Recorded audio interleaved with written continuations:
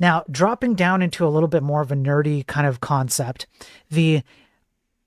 if you have ever worked at a computer repair shop, as I have for several years, you will know that there are sometimes silent hardware failures where your hard drive, for example, has a sector in it that does not properly get read. Your RAM has a portion of it where you cannot read it anymore or where it causes silent failures.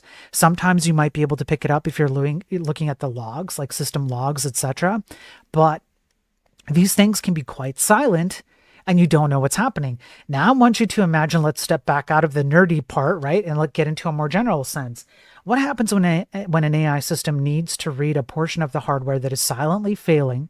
You don't know how it failed. You don't know that it failed.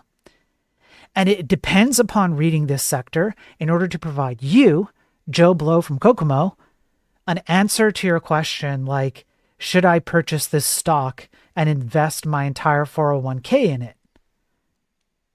Nobody is covering this. Nobody. As far as I can tell, nobody is looking at the potential for these hardware failures to cause the AI models to completely break.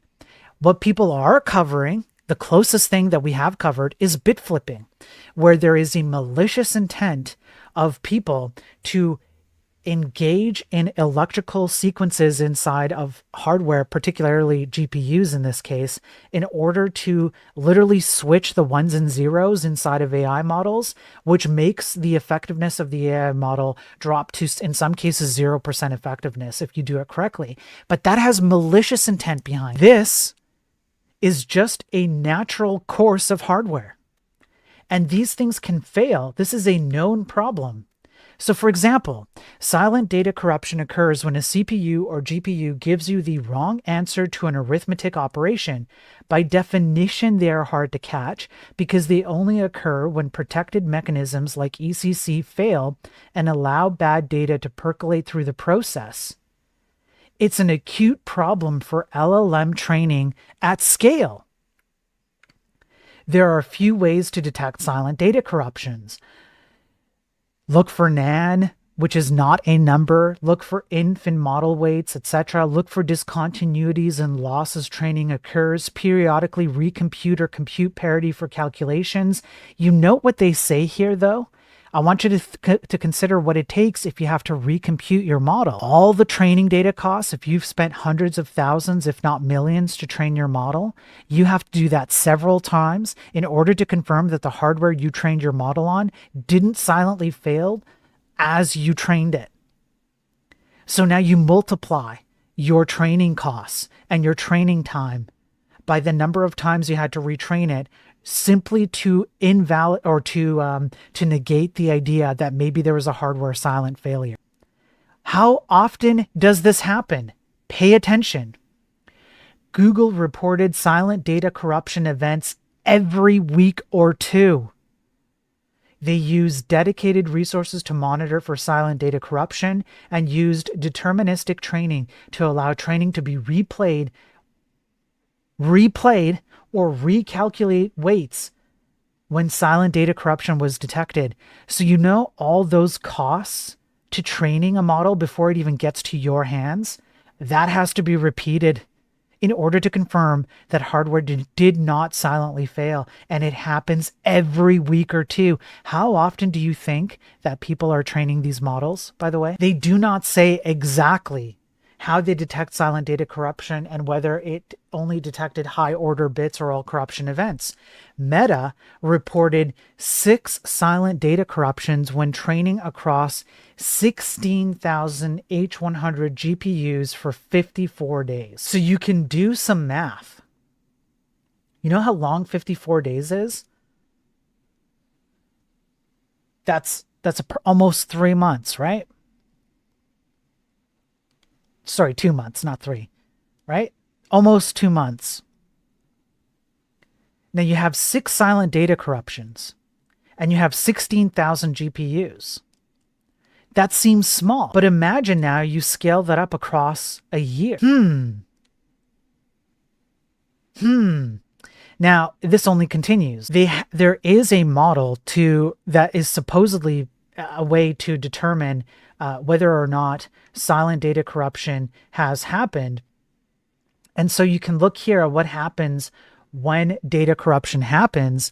These large language models have a huge difference of impact. Their ability to work after silent data corruption is dramatically altered. In some cases, it brings some of these systems down to 0% effectiveness. And the issue here is that the only thing that can be that, okay, so think about it this way. The only way to determine that silent data corruption has happened is to look at symptoms. So let's go back. This is what this model describes, right? You're looking at symptoms and you look at the symptoms. Even this page discusses symptoms, right? That's how you determine. These are all symptoms. What you cannot do is determine the hardware that failed. You have to determine which hardware failed by looking at the symptoms of outputs of that hardware. Now, the reason why this has a big issue is because if you only know of the exact symptoms that you're looking for, or that are like, these are the symptoms we know about, what about the symptoms you don't know about? Because the ways that silent data corruption can enact symptoms are actually far bigger, in terms of the amount of symptoms that you can look at, than we think. Why? Because the amount of data corruption that can be caused, all the way up to 128 bit flips. We were just talking about 1 bit flip. When you start talking about 2, 3, 4, 5, any more bit flips than that, you're starting to talk about symptoms that exponentially grow per bit flip. And this is the problem, is that you cannot even identify all the possible symptoms that indicate silent data corruption. So of all the symptoms that we know that indicate silent data corruption, those are the only ones we know of. We don't know what we don't know, which means silent data corruption rates could be far higher than this, and we have no concept of it. And then we have the scientific study. And this just backs up the entire point. I'm not going to read the study in full, but the scientific study is essentially describing this entire process and how it impacts LLMs from training all the way to when they reach production level.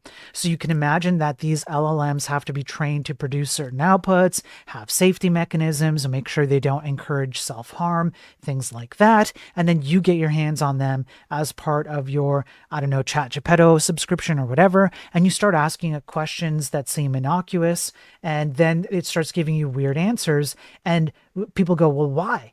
Right? Like, how does this happen? So the problem here is it becomes significantly more difficult to determine when it has failed and how it has failed as these models continue to get bigger and scale. The hardware gets bigger and scales. You can see the increase in size and the NVIDIA video cards, they get bigger. The amount of training hardware that is required to train models as they get bigger also increases, which means that even if you could look at smaller scale training systems, they are only getting bigger. There is literally no AI company out there that is scaling down their scaling hardware. They are all scaling up because these models are getting bigger and you require more hardware.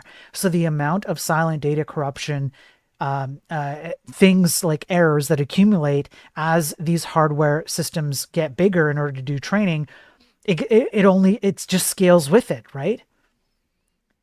Nobody is talking about this. You don't see it anywhere, but there's an entire scientific underground that goes into exactly how this plays out and how it affects these models and how silent that word is. It's a word that's used, very definitionally. It is truly silent. You really don't know. And it happens more often than you think it would happen. If it happens once or twice every 2 weeks, if it happens 6 times every 2 months, and we're only scaling up the amount of hardware we use and scaling up the models themselves and so on, it only becomes harder and harder to determine when these failures happen.